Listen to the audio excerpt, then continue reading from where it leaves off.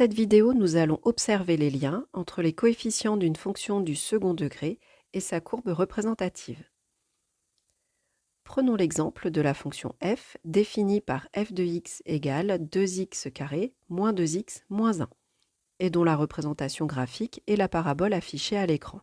Cette expression est de la forme ax² plus bx plus c avec a qui vaut 2, b qui vaut moins 2 et c qui vaut moins 1. Nous allons faire varier la valeur du coefficient a et nous allons conserver les valeurs des coefficients b et c. Lorsque la valeur de a varie, on observe que l'écartement entre les deux branches de la parabole varie aussi. On remarque que plus le nombre a est grand en étant positif, et plus les branches de la parabole sont resserrées. Lorsque a est positif, on dit que la parabole est tournée vers le haut. Faisons maintenant diminuer la valeur de a.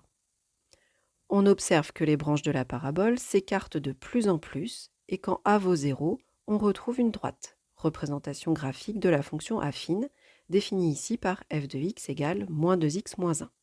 On continue à faire diminuer a, qui devient maintenant négatif. On observe alors que la parabole est tournée vers le bas, et plus la valeur de a diminue en étant négative, et plus les branches de la parabole se resserrent. On peut donc retenir les éléments suivants. La valeur de a influe sur l'écartement des branches de la parabole. Plus a est grand en étant positif et plus les branches sont resserrées. De même lorsque a devient de plus en plus petit en étant négatif. Autre point à retenir, lorsque a est positif, la parabole est tournée vers le haut et lorsque a est négatif, la parabole est tournée vers le bas.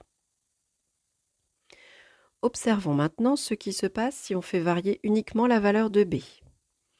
Par exemple, si b vaut 3. Alors, la position de la parabole change, mais pas sa forme. On peut superposer les deux paraboles.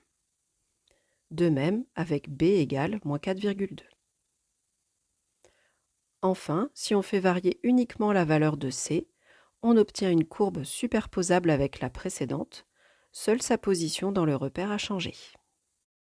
On peut donc retenir que la position de la courbe dans le repère est liée aux valeurs de b et de c.